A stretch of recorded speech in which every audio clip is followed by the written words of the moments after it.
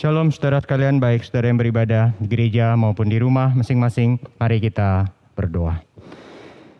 Terpujilah nama Tuhan, kami bersyukur untuk berkat-Mu, untuk pertolongan-Mu, untuk anugerah-Mu, dan sekarang kami siap Tuhan untuk mendengarkan firman-Mu.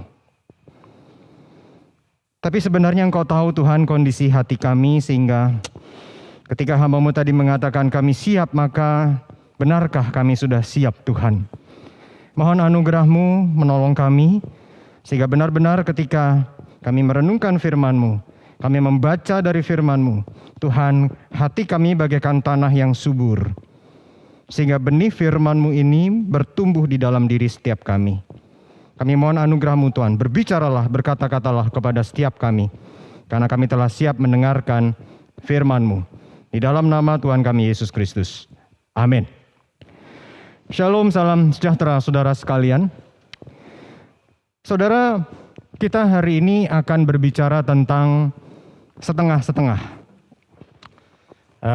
Kalau saya bicara misalnya steak setengah matang, mungkin saudara pun suka steak setengah matang.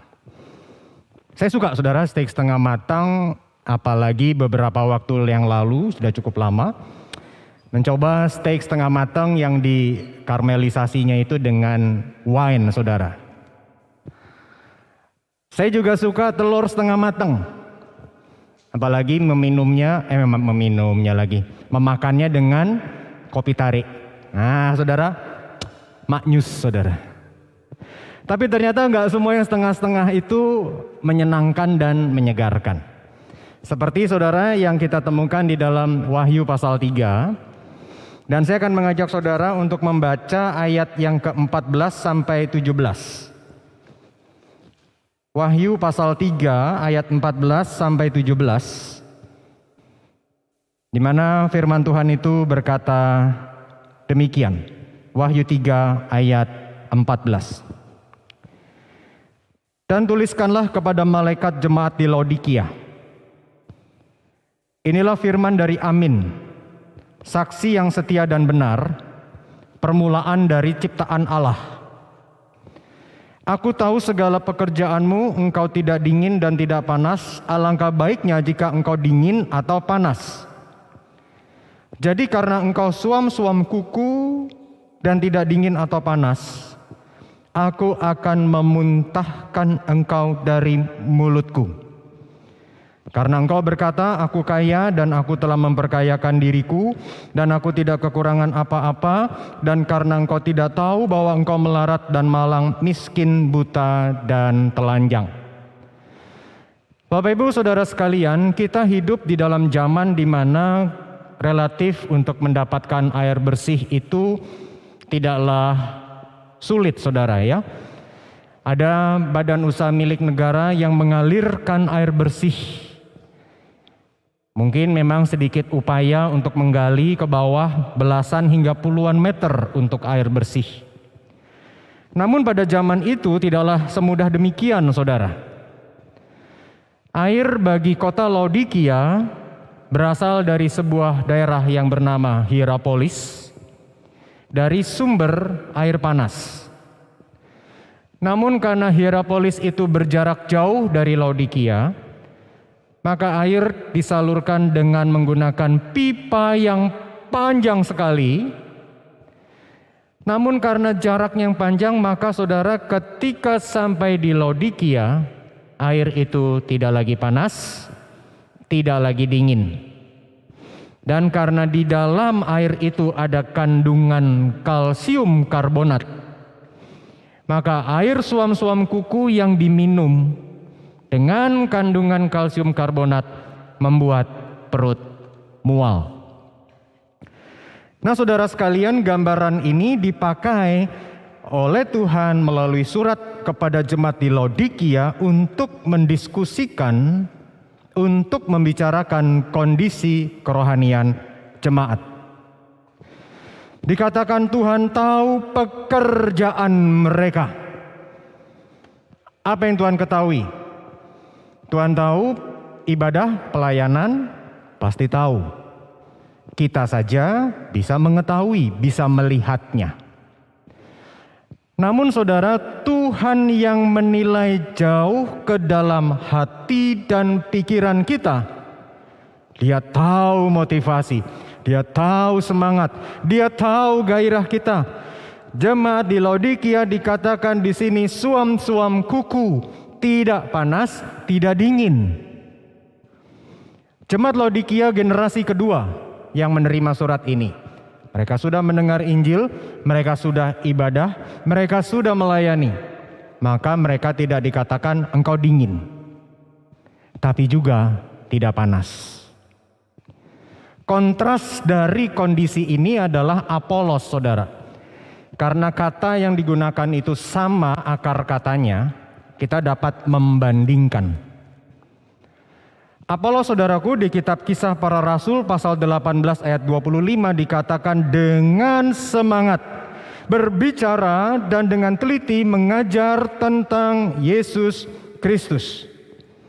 Namun jemaat di Laodikia dikatakan tidak panas, tidak dingin, mereka tidak bersemangat, mereka kurang hasrat, mereka kurang gairah dalam ibadah, dalam pelayanan. Pertanyaannya, apa yang terjadi dengan jemaat ini? Saudara, maka Tuhan memberitahu kita di Wahyu pasal 3 ayat 17, jemaat di Laodikia itu mengatakan, aku kaya dan aku telah memperkayakan diriku dan aku tidak kekurangan apa-apa. Saudaraku, kota Laodikia itu terletak di jalur perdagangan. Di kota ini ada pusat keuangan bagi wilayah sekitarnya.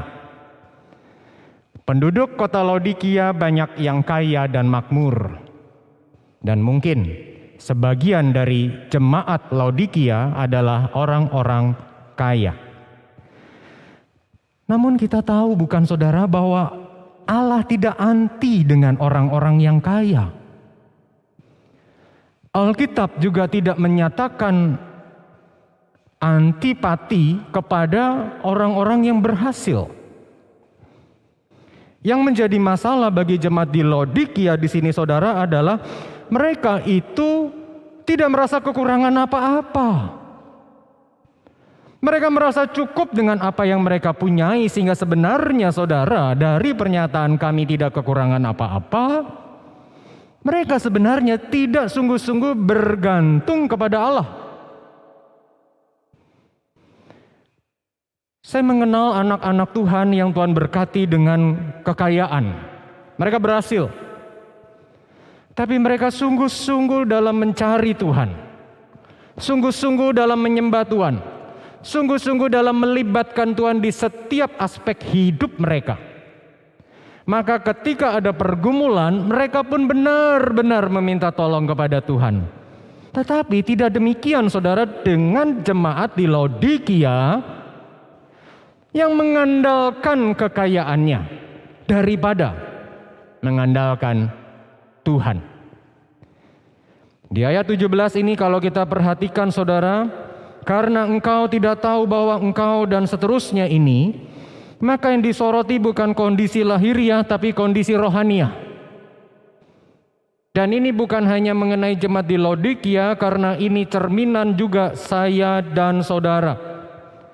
Allah membenci, saudara, orang Kristen yang sebenarnya rohaninya melarat, miskin, malang, telanjang, dan buta. Alih-alih merendahkan diri, justru menyombongkan diri. Ada di gereja seperti kita, melayani Tuhan, memakai simbol-simbol rohani dan kata-kata rohani. Contoh, mungkin seorang yang diberkati oleh Tuhan dengan kelimpahan, kemudian ketika mendapat pengakuan atau pujian, engkau berhasil ya, engkau luar biasa. Maka pribadi ini mengatakan, oh puji Tuhan, Tuhan itu baik, ini semua dari Tuhan. Tapi orang Kristen yang setengah-setengah, Orang Kristen yang suam-suam kuku, kalimat-kalimat itu diucapkannya sebenarnya hanya lip service belaka. Di dalam hati sebetulnya dia membusungkan dada dan berkata, no, itu aku yang hebat. Mungkin dia adalah pelajar di sekolah menjadi pelajar teladan, nilainya baik, lulus universitas cum laude, nilainya tinggi. Ketika kemudian mendapat pengakuan, oh itu anugerah Tuhan. Tapi sebenarnya lip service belaka. Di dalam hati dia berkata, no, aku hebat, aku pintar. Saudaraku sekalian, orang Kristen yang suam-suam kuku karena dia tidak sungguh-sungguh mengandalkan Tuhan. Meskipun simbol-simbol rohani itu dengan mudahnya menempel pada dirinya. Tapi sebenarnya Tuhan yang sejati pada hidupnya adalah dirinya sendiri. Tetapi dia tidak ada Tuhan sama sekali dalam hidupnya. Sebagai orang Kristen, ya saya mesti ke gereja, ada waktu ibadah. Diberikan jadwal melayani, oke, saya melayani. Tapi sebenarnya Tuhan itu nggak penting-penting amat bagi orang-orang Kristen yang suam-suam kuku. Maka ketika ada alternatif melakukan yang lain daripada beribadah atau melayani, dia akan dengan ringan menuju tempat itu, melakukan aktivitas itu. Bahkan ibadah online yang masih tersedia bisa menjadi sebuah upaya untuk merasa dirinya itu nggak salah. Dalam perjalanan ke satu tempat, pada pukul 10 membuka YouTube channel multimedia GKY Kuta Bali, menonton ibadah, dan dalam hati berkata, saya sudah ibadah.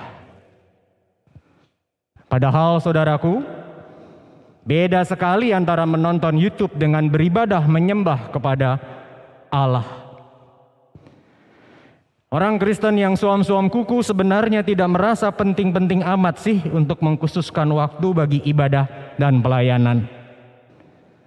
Sebab pada dasarnya Tuhan itu juga tidak penting-penting amat bagi dirinya.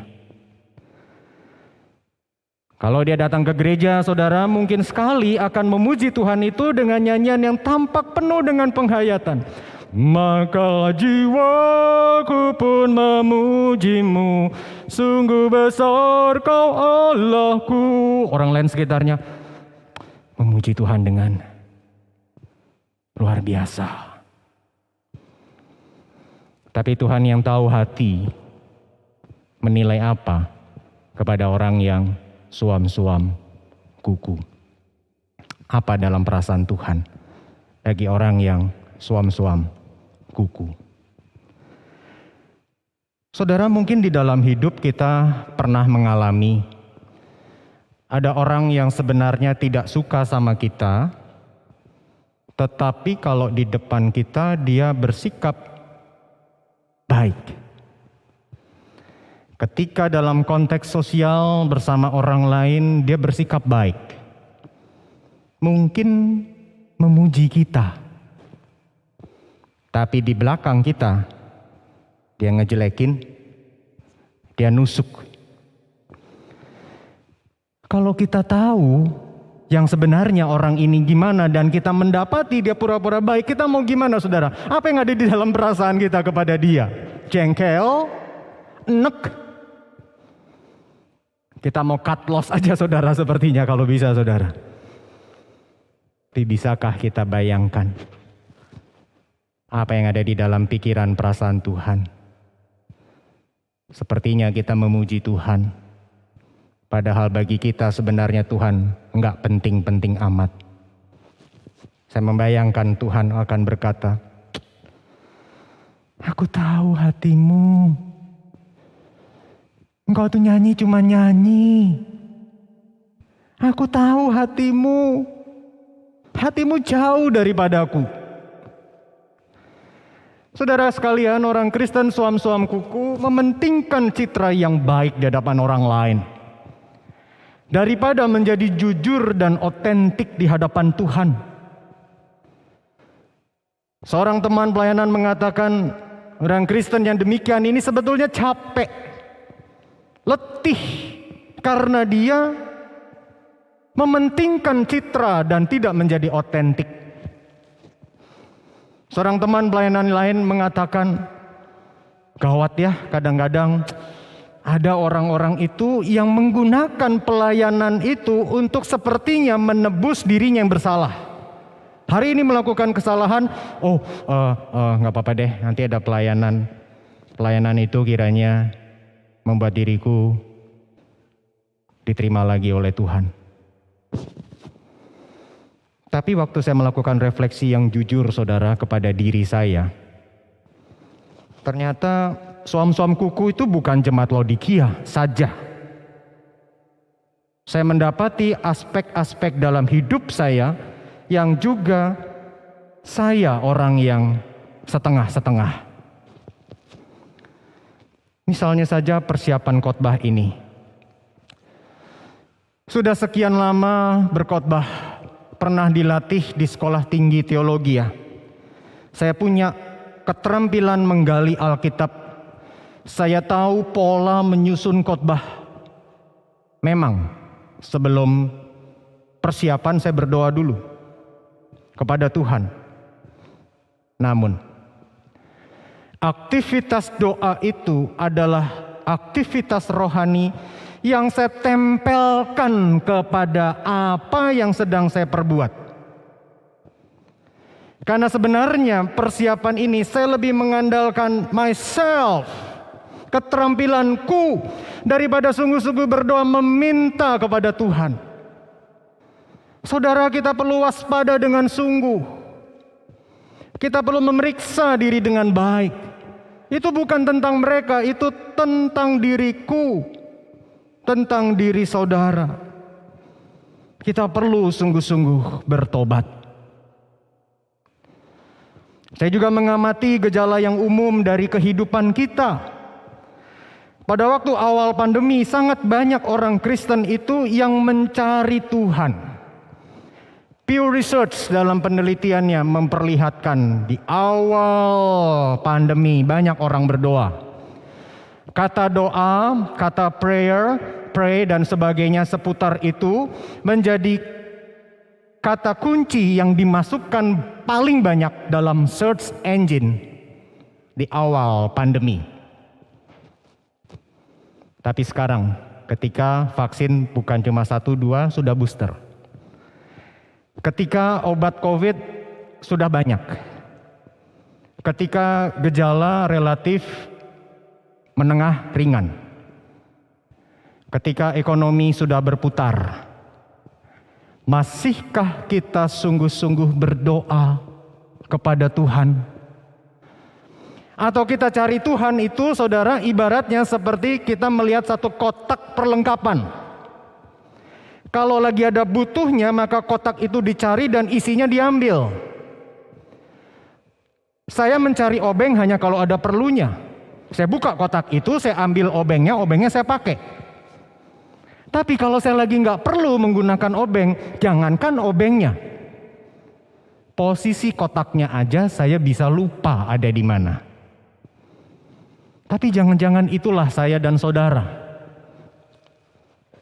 Karena orang Kristen yang suam-suam kuku itu cari Tuhan kalau ada perlunya aja. Kalau nggak ada perlunya, Tuhan nggak dicari. Kira-kira apa ya di dalam pikiran perasaan Tuhan terhadap orang-orang Kristen yang demikian?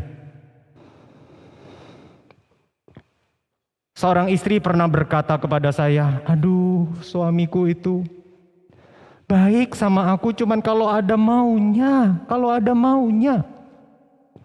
Orang tua pernah berkata, aduh saya itu sedih sekali ya. Anak saya ini mencari saya kalau lagi butuh.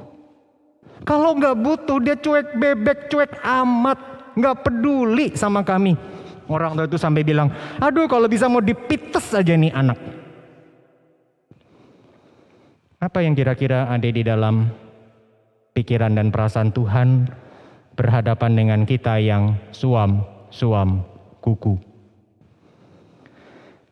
Selanjutnya saudara, berdasarkan suatu dokumen kuno ternyata kalimat "aku kaya dan aku tidak berkekurangan apa-apa" itu adalah ungkapan yang lazim diperkatakan oleh orang-orang di kota Laodikia, terutama kaum yang kaya. Namun sekarang kalimat itu diperkatakan oleh orang Kristen di Laodikia. Ini bicara apa? Ini berbicara bahwa orang-orang Kristen di Laodikia itu mengadopsi pola pikir mereka yang di masyarakat, padahal mereka belum tentu orang Kristen. Budaya mereka itu budaya yang campur aduk. Karena banyak orang Laodikia bukan Kristen. Mereka mengadopsi gaya hidup, filosofi pemikiran yang sebenarnya tidak takut Tuhan. Orang Kristen yang suam-suam kuku tampak rohani. Seperti saya dan saudara, kita ada di gereja, kita memakai simbol rohani, mengatakan kalimat-kalimat rohani, padahal sebenarnya manusia duniawi. Seorang Kristen yang baik, saudara, tampak perilakunya begitu rupa. Apalagi saat dia mengenakan jubah paduan suara. Tapi waktu dia berada bersama teman-teman bisnisnya, dia rela menjadi apapun asal cuan, asal untung. Ini pengakuan jujur saudara seseorang yang pernah saya jadikan juga contoh dalam beberapa kesempatan yang lalu. Dia berkata dengan jujur kepada saya, dalam proses dia bertumbuh semakin mengenal Tuhan, dia bisa memakai topeng kekristenan, dia bisa memakai topeng yang lain. Yang penting bisnisnya sukses. Saudaraku, kepada orang Kristen yang suam-suam kuku, cerminan saya dan saudara, maka Tuhan Allah itu berkata, "Aku akan memuntahkan engkau dari mulutku." Air suam-suam kuku yang mengandung kalsium karbonat itu tadi saat diminum membuat mual, sehingga yang meminumnya akan mau memuntahkannya. Itu yang terjadi di masa gereja Laodikia berdiri. Saudara, saya dan keluarga pernah memesan satu makanan yang kami harap makanan itu panas. Dan biasanya makanan itu kami santap panas. Namun entah mengapa makanan yang terhidang kemudian cenderung dingin. Campuran akan bumbu dan sebagainya dari makanan tersebut yang sudah cenderung dingin, pada diri saya nggak bisa telan, saudara. Padahal bagi saudara yang mengenal saya, makanan itu cuma dua alternatifnya bagi saya. Enak atau enak sekali. Tapi makanan itu benar-benar saya nggak bisa telan. Makanan yang semestinya menyegarkan, menyenangkan, nggak bisa tertelan. Tuhan ngomong, "Aku akan memuntahkan engkau." Saudaraku, Alkitab itu mencatat bangsa Israel yang kepadanya Tuhan Allah memberikan Taurat, yang kepadanya misalnya kepada Daud Allah berjanji keturunannya akan menjadi raja selama-lamanya. Namun ada seorang pengganti Daud, yaitu Salomo. Di Alkitab dicatat, ia tidak dengan sepenuh hati berpaut kepada Tuhan Allahnya. Dampaknya Allah menghukum kerajaan itu, kemudian terbagi dua, Israel Utara dan Israel Selatan.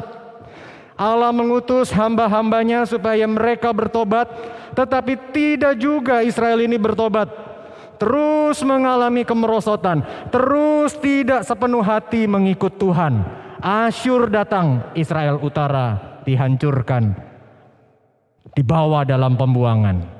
Babel datang, Israel Selatan dihancurkan, dibawa dalam pembuangan. Kita perlu mawas diri dengan sungguh saudara terhadap teguran yang keras ini dari Allah. Namun selain teguran keras itu, Tuhan Allah juga bicara, barang siapa ku kasihi, ia ku tegur dan ku hajar. Oleh karena itu Wahyu 3 ayat 19 ini ada dikatakan, sebab itu relakanlah hatimu dan bertobatlah. Bertobatlah di sini dalam bentuk perintah, saudara sekalian. Jadi Tuhan memerintahkan. Dan perintah dari Tuhan ini sifatnya adalah perintah yang urgent, yang penting, harus dilakukan segera. Jadi saya membayangkan Tuhan Allah itu berkata, lakukanlah, bertobatlah. Suatu perintah yang Tuhan sampaikan itu dengan sebuah desakan. Ini urgent, lakukan sekarang. Seperti komandan memberikan perintah untuk harus dilakukan. Order. Nah, saudara sekalian, mari kita berpikir ya. Tuhan Allah berbicara dengan penekanan. Lakukan segera. Supaya kita bertobat. Padahal kalau nggak bertobat yang rugi siapa saudara? Kita kan? Tetapi Tuhan berkata dengan sebuah intonasi, dengan sebuah nuansa, dengan sebuah mood. Desakan, segera, ini order, lakukan, bertobatlah. Lalu dikatakan juga di pasal 3 ayat 20, lihat aku berdiri di muka pintu dan mengetuk. Jikalau ada orang yang mendengar suaraku dan membukakan pintu, aku akan masuk mendapatkannya. Dan aku makan bersama-sama dengan dia, dan ia bersama-sama dengan aku. Saudara, di Alkitab ada beberapa penggambaran relasi antara Allah dengan umatnya. Yang pertama, mempelai pria, mempelai wanita. Di kitab Hosea, gambaran mempelai wanita yang tidak setia karena banyak melakukan perzinahan, itu sebagai simbol umat Allah yang tidak setia kepada Allahnya. Saya membayangkan seorang mempelai pria di mana mempelai wanitanya sudah berzina dengan banyak pria yang lain. Tapi mempelai pria ini datang ke rumah mempelai wanita itu, mengetuk pintunya, memanggilnya, mempelaiku, mempelaiku, sambil terus mengetuk. Dengan harapan sang mempelai wanita lalu tersadar, membuka pintu dan mempersilahkan mempelai pria itu masuk. Yang kedua, gambaran bapa dengan anak, orang tua dengan anak. Namun seperti kitab Yehezkiel dan kitab nabi-nabi, gambaran seperti dia adalah bapa dan kita adalah anaknya. Tapi anak ini anak yang kurang ajar, anak yang membangkang, anak yang membandel, atau seperti gambaran perumpamaan anak yang hilang.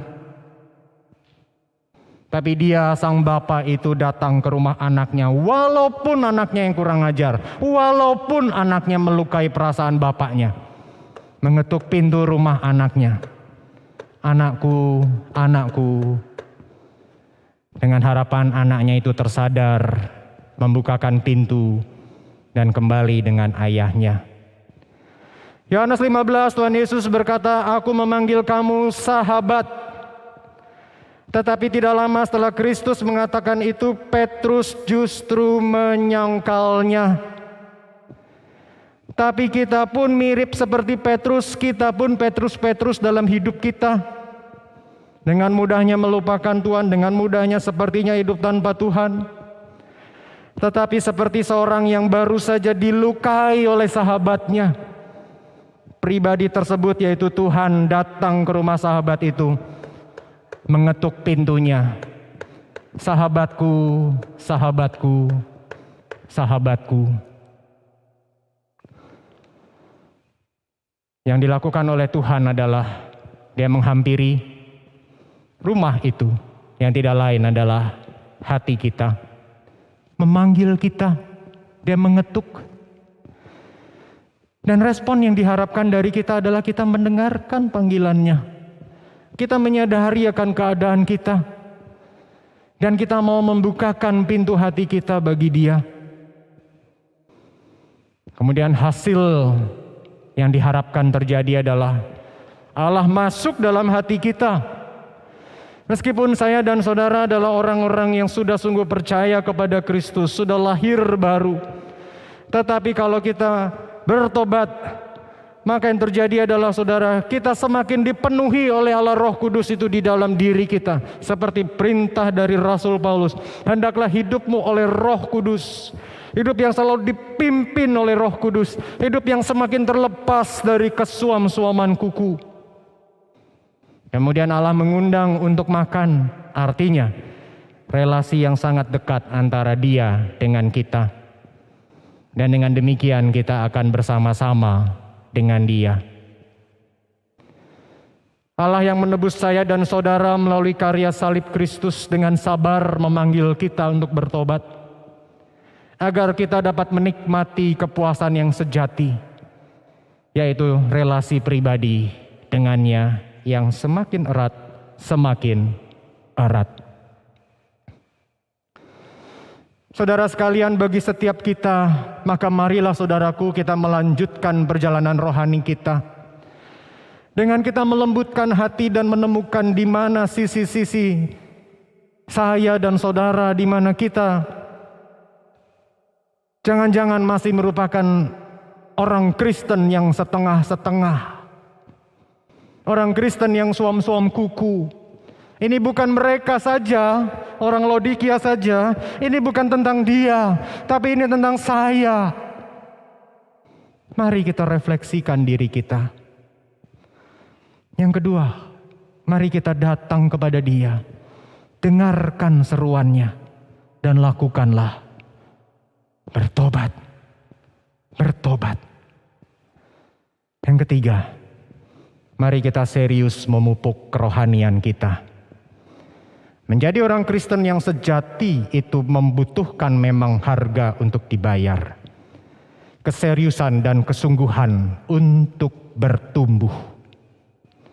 Secara pribadi mari kita serius dalam ibadah pribadi, dalam ketekunan rohani, di dalam pelayanan, di dalam ibadah kita, di dalam mengeksersis, melatih akan kerohanian kita. Keluarga-keluarga mari juga kita lebih intensional lagi. Suami istri saling mempengaruhi. Orang tua memuridkan anak-anak. Dan kita sebagai gereja mari kita intensional untuk mengajak seluruh saudara sekitar kita masuk ke dalam proses pemuritan. Karena Tuhan sendiri yang sebenarnya memuridkan kita. Dan kiranya kita semua masuk ke dalam proses ini. Tuhan berkati setiap kita oleh kasih karunia-Nya. Kita berdoa. Terima kasih Tuhan untuk anugerah-Mu. Kiranya barang siapa yang mendengar dapat menghayati dan melakukannya. Siapapun dari kami tidak terkecuali, dialah hidup kami adalah hidup yang benar-benar untuk Tuhan, oleh Tuhan, dan bagi Tuhan. Di dalam nama Tuhan kami Yesus Kristus, pimpin kami untuk kami semakin terlepas dari hidup yang suam-suam kuku. Dalam nama Tuhan Yesus. Amin.